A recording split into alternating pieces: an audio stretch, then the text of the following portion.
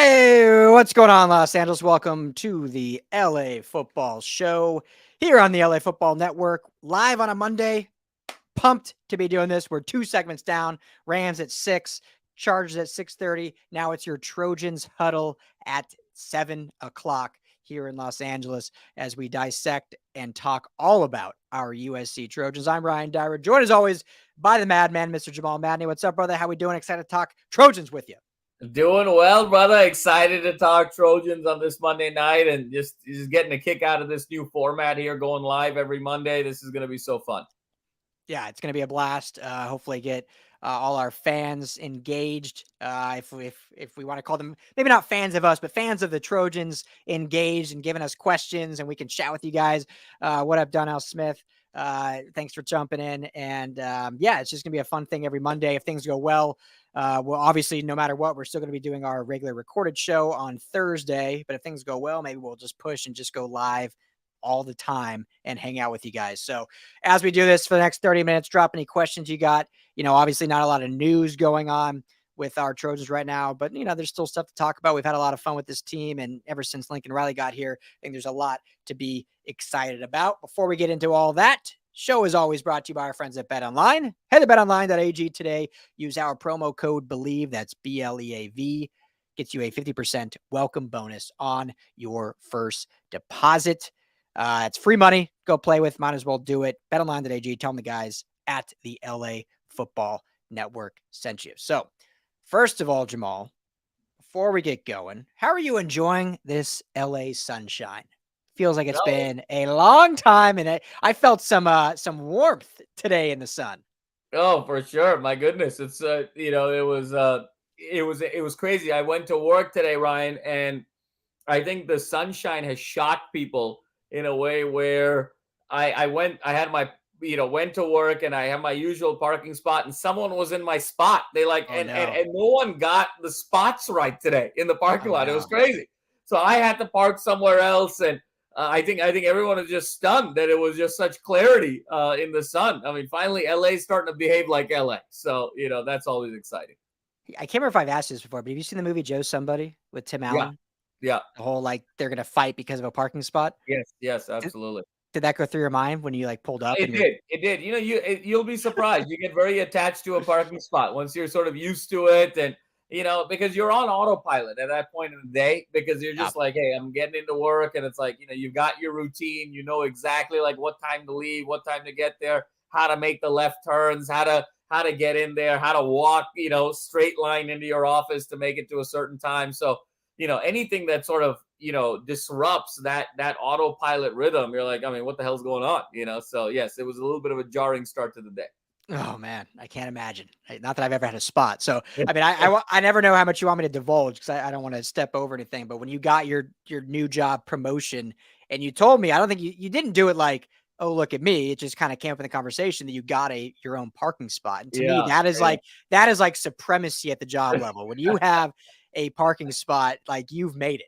So congrats. And then someone stole that from you today. So I apologize. Yeah, tough start to Monday. Difficult day, first world problems, right? So yeah, exactly. Well, I mean, let's be real. I think Caleb Williams probably has a parking spot on no. Campus. Caleb Williams has a whole section of the campus, okay? Because you got to understand, I mean, just think about the basketball team 3 years ago, and we gave not only Evan Mobley, kind of carte blanche to do whatever he wanted.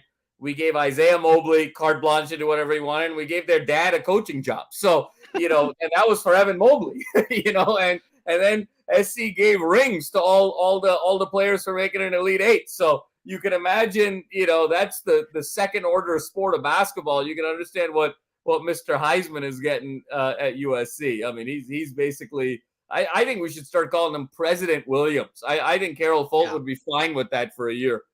I think so. I think that we've done our last few shows kind of about how we can enhance the game day experience. And I think it's just let Caleb decide. Let's just talk to maybe not even President Williams, maybe just King Caleb. Either one. King Caleb. There it is. KC. That rolls off the tongue. KC. Either one works.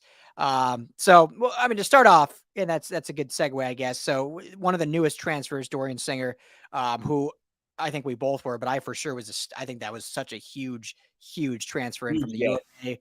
They had 3 touchdowns against USC man.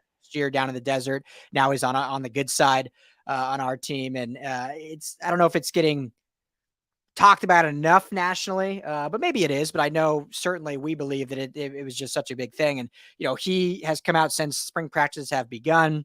And, a lot of guys will say this on their new team because they're trying to talk about being happy in the new place. But he was very poignant in saying, like, hey, it feels like a different level here when it comes to this receiver room. The talent that we have stacked up, and obviously iron sharps and iron. Each guy's going to build off each other, become better based on that competition. It helps when you have a guy like Caleb throwing the ball. That's no disrespect to Delora down in Arizona, but I think we all agree Caleb's probably a better thrower and just overall quarterback than Delora down there.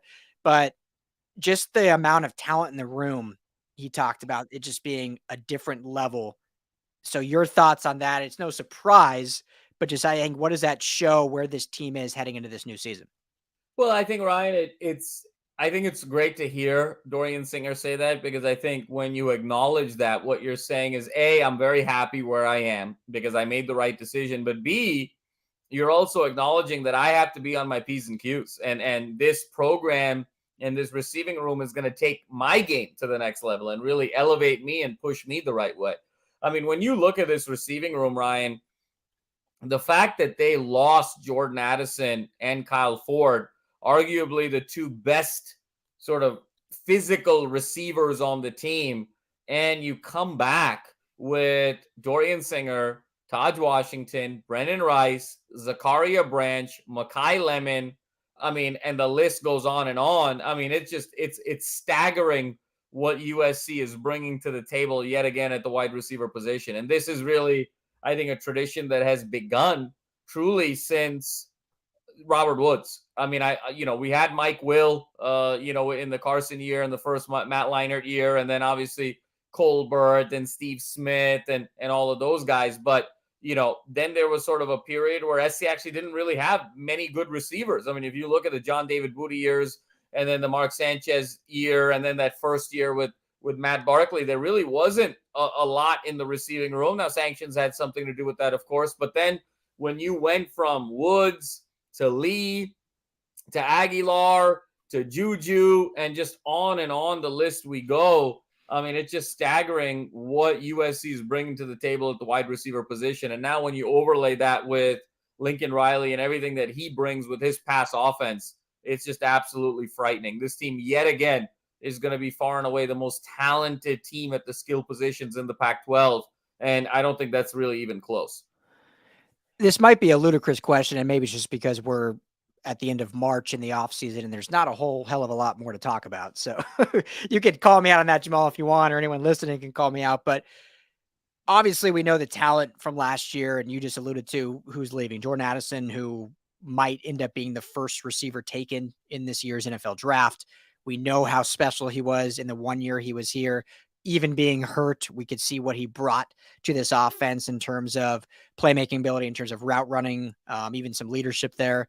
And Kyle Ford, obviously, with the size and the skill set, and maybe underutilized a lot of the time, but when utilized, definitely showed in spades how important he was. But then you lose those 2 guys. You get Mario Williams back, who I'm guy is getting so little talk about. Mario Williams, who was like the hot transfer. I mean, that's the crazy part. It's ridiculous. He might end up beating out Singer and being wide receiver 1 statistically this year. I mean, he's got that talent. Yeah. So when you see him, who transferred over, obviously, I say obviously way too much. You need to call me out on that. I feel like I say obviously a hell of a lot. So, but you see him transfer over with Caleb Williams. You get then the transfer of Dorian Singer. You have the returning of Tahj Washington, among the returning of Brendan Rice, who had his coming out party at the end of the year. You also get then Makai Lemon as one of the number 1 recruited wide receivers in the land, who I'm also drawing a blank right now. Please forgive me on the other number 1 recruit. Yeah, thank Zachariah you. Branch. Yep. Zachariah Branch. Thank you. So is it crazy to think this wide receiver room is actually better this year than it was last year, even with losing arguably the number 1 receiver in the NFL draft? It's deeper. It's definitely deeper. I think the question is going to be, are they as good at the very top?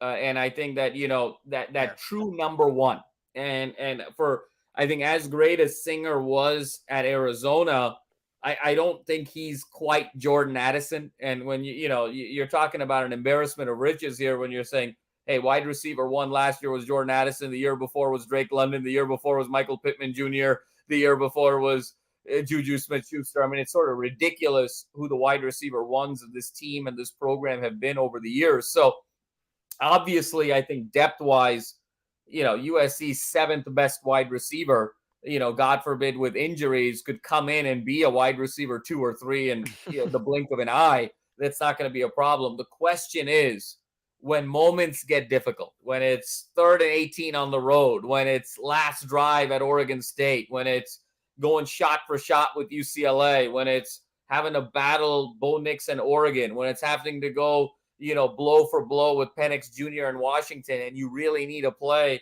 who's going to be that wide receiver 1? Because it was obvious that was Jordan Addison. One of the things that I think was lost in that regular season game against Utah, so much was made about the Dalton Kincaid game, and rightfully so, with the 234 yards receiving and just what an abomination Alex Grinch's defense was. But what got lost was Jordan Addison getting hurt late in that game and how that impacted the last 2 possessions, particularly that last possession when SC had the ball with about 28 seconds to go, down 1, and you felt like they were going to move it down and kick the field goal. Frankly, if Addison was on the field, there was a very real possibility they would have been able to move it down and get the field goal. But in that key situation, Caleb just didn't have his number 1 guy. And so I think that's going to be the key for me, is obviously the depth galore. You can only play 5 of them at once. So I'm not worried about the depth. The question is going to be, can Singer take that mantle? Because I think for as great as Mario Williams is, given his size, given his stature, he's really more of a speed specialist. Same thing with Tahj Washington. He's smaller. He did an immensely great job with the blocking game and kind of filling in as being a wide receiver 1 on a game-by-game basis. But in terms of body of work for a season, have a hard time believing a college football playoff caliber team can have Tahj Washington as their number 1 receiver. That just feels it's a little light. So it's going to have to be Singer, or it's going to have to be one of these freshmen that just kind of burst on the scene. And for as great as freshmen have been in the past, that's sort of a hard ask, especially that first 4 or 5 games of the season. There is an adjustment period. So it really is Singer's show to be that wide receiver 1. And I think that's going to be the big question for me. But depth-wise, this is arguably the deepest the Trojans have ever been at wide receiver. And that includes 2019 when they had 400-yard receivers against UCLA. But that was still only 4 guys. This is 7 guys. It's almost double. Yeah, the depth is crazy. And no, I completely agree. And I think Singer probably will be wide receiver 1. Not that it really matters at the end of the day, obviously. But let me ask you this. And maybe the sample size is small.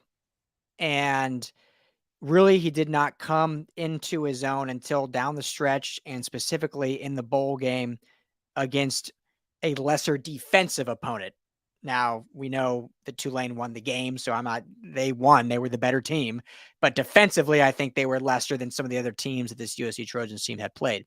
But Brenden Rice absolutely not only balled out in that game, but down the stretch just got stronger and stronger. His whole thing, Jamal, as you know, all year was the drops. Like he was always open. It seemed like his route running was good. He's big, he's physical, but he had an issue with drops in key moments.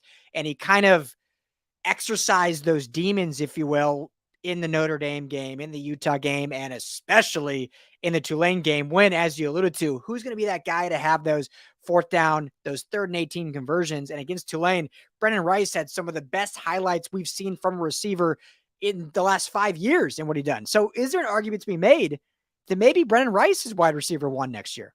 There certainly is an argument. I mean, the way he played in that bowl game, and if he builds on that in the offseason, I think it's going to be a real battle between him and Singer. I think I need to see just a little bit more. That game was such an anomaly in so many ways, Ryan, because obviously everyone. They were without Addison. They were without Voorhees. They were without 2 linemen. Caleb himself was sort of hobbling. They were sort of doing things that they naturally wouldn't do. I mean, Caleb kind of threw a couple jump balls there, in the middle of that game. He was kind of like, well, it's either going to get picked or someone's going to catch it.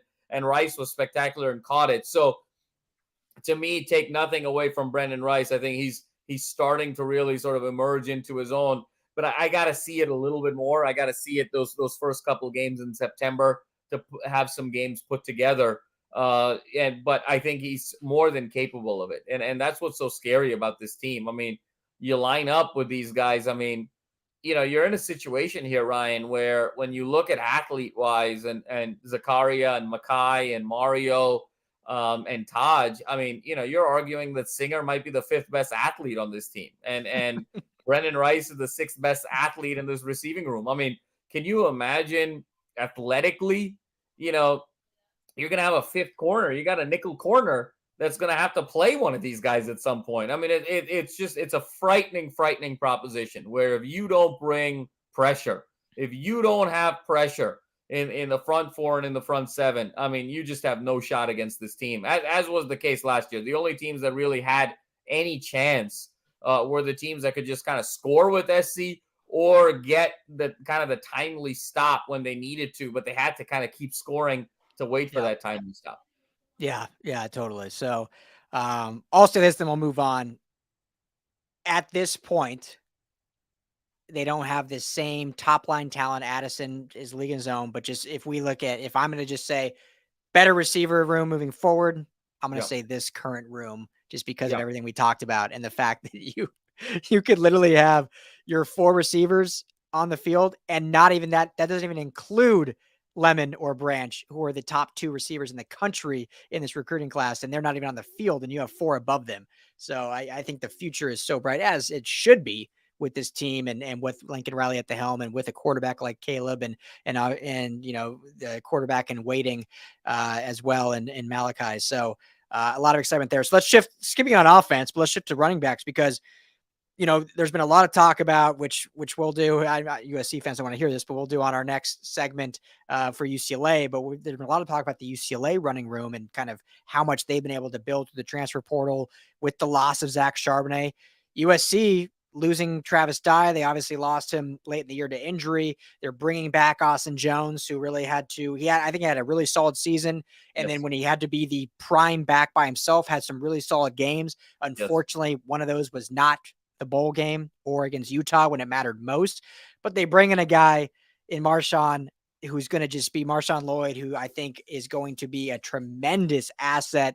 And what we wanted to talk about, Jamal, we talked a little before we started, is both he and Caleb from the DMV, from similar areas, rival high schools. And it's like Caleb kind of recruited him here like, hey, let's go get this national championship, go to the league and see what can happen. But I think it's exciting when you start seeing guys from the same area that want to play together because they know how special they can be. And Lloyd is another guy. We talk about Dorian Singer, maybe not getting talked about nationally as such a huge recruit. Jameel Muhammad, who we talk about on defense, not being talked about nationally. Marshawn Lloyd's another guy that's really not getting a lot of chatter about being such a huge recruit. And he may be the best back on this team. No doubt about it, Ryan. And, he and Caleb kind of go back being from that DMV area in high school, in, sort of Pee-wee all the way down. Always seem to be, according to Marshawn, on opposite teams. And, as expected, his team could never stop Caleb. But on the flip side, Caleb's team could never stop Marshawn in terms of running the ball. So the fact that they're now finally on the same team together, and Marshawn talked a lot about the conversations he and Caleb had. And Caleb said, listen, we get to be on the same team finally after all these years. And let's go win an Addy together. Let's go win a national championship together. And then let's go to the league together. And, 2 guys from the same area to be able to do that. And I think that's going to speak wonders, Ryan, in the season in terms of that trust factor of having a guy that he knows so well in the backfield with him. I think one of the things that made USC very special over the course of last season was the trust that not only Caleb, but the coaching staff had with Travis Dye. You and I have kind of talked a lot about it over the last few months, that Travis Dye in many ways kind of played that Marshall Faulk role of this kind of greatest show on turf variant that Lincoln Riley's offense is, when you talk about his ability to catch out of the backfield, block, run, do all of these things. And so he was just such a vital piece to the offense, arguably the most valuable player offensively outside of Caleb Williams to the Trojans attack in 22, that I think Marshawn Lloyd has the ability to do that. He's got way more burst than Travis Dye, maybe not quite as versatile in terms of being able to do all the different things, but I think it's an athletic upgrade And he was someone who had, pretty significant burst and pretty significant yards per carry in his 1 year in South Carolina. And I think this is going to be quite the marriage in heaven here. I think Lloyd kind of gives that burst, and Austin Jones remains and kind of stays that hammer. So you still have that thunder and lightning combination whenever you need it. And then, you put that together with the plethora of wide receivers, and it's going to be another year where the Trojans are averaging, between 42 and 45 a game. Yeah, I agree with you. I think, and this is taking nothing away from Austin Jones, but I think what's so exciting about this Lloyd transfer is that he adds that burst and lightning quickness, but he's also almost 20 pounds heavier than Austin Jones. So he could be the hammer too if he really needed to. Yeah. I mean, the dude, just like Austin Jones, they both average 5.2 yards per carry. Jones with 5 touchdowns, Lloyd brings 9 touchdowns on the ground. So he brings that. If you need that goal line guy, you have 2 guys now. I mean, they could run rhino packages with both if you need. And then you have some of the younger backs that can be your true Travis Dye, Reggie Bush type lightning guys. But you have, I mean, Marshawn Lloyd is truly a 3-down back. Not that Austin Jones isn't, but Lloyd is a true 3-down back, can do it all. And so I think he brings an element that last year, and I say this probably too much, but I'm never trying to throw shade or disrespect to these players because of how hard they play, but he brings an element that last year this offense was trying to do with 2 to 3 different players. And now he brings it into one package because he can do it all. He has your speed. He has your quickness. He has your power if you need it. He has your size. He can catch out of the backfield. So you don't have to necessarily diversify with 3 different backs like they did sometimes last year. You can do it all with one. And then guess what? You have those other backs as well to give you depth, to give you rest, to give you, in those Utah type dogfights when you need every single person on the roster to be contributing. Well, now you have that, but you have the one guy that can lead the way for an entire half or in that last 6 minutes of the fourth quarter. But you can kind of switch it up. You're not being like, okay, situationally, this is our guy. Situationally, this is our guy. He can do it all, which is, I think, what makes him so special. Yeah, Ryan, I think that's spot on. And I think that's an interesting variant of the Lincoln Riley offense. And I think where Riley's offense is different is he uses a lot of different wide receivers that we've seen. He loves wide receiver variety, but he actually doesn't like running back variety. He likes having the cowbell. Even if you go back to his days at Oklahoma, there was always kind of a feature lead back very clearly in the pecking order. Joe Mixon, Samaje Perine. Yeah. Exactly. And so I think he's a firm believer in backs get better with more touches. When they get, more lather, they sort of see the field better. They get into more of a rhythm. And so, I mean, clearly Dye was that. I mean, we rarely saw Austin Jones on the field. It was one of the reasons where the game against Colorado, when Travis Dye got hurt, it really was a situation where he went probably 9 out of 11 plays, I remember, out of the second half, exclusively to Austin Jones to kind of get him lathered up and give him the experience of what it's going to be like to be USC's number 1 running back going into that UCLA game, if you recall. And so he's very big on, having that feature back. And I think Marshawn Lloyd's going to be that guy again. I think Austin Jones will come in blowout situations, in certain package situations. God forbid if there's an injury. I think we know we've got a very serviceable second running back in Austin Jones, but I fully expect Marshawn Lloyd to lead this team in carries and yards and rushing touchdowns this season as that feature back. And I think that's something that Lincoln Riley would really want. I think success, I think for USC on offense looks like if Dorian Singer is clearly wide receiver number 1 and leads this team in receptions, yards, and touchdowns, and Marshawn Lloyd is clearly running back number 1 and leads this team in attempts, yards, and touchdowns. Yeah, I agree. So those are great points, and one we'll probably expand on more. And I think next episode, Jamal, this was obviously offensive heavy. We'll dive into the defense later in this week, but that's all the time we got for the Trojan Huddle here on the LA Football Network, live on a Monday. Thank you all for hanging out with us, tuning in every Monday at 7. We will be here talking Trojans football, and then our pre-recorded podcast will come out Thursdays and Fridays as usual, and we'll be live on the Mightier 1090 ESPN Radio Fridays between 5 and 7 as well, so you can catch it there as well. So thank you all, guys, for hanging out with us, dropping some comments, dropping some fight-ons, and for Jamal and Madni, I'm Ryan Dyrud. We'll talk to you all here in a couple days. Everyone be well.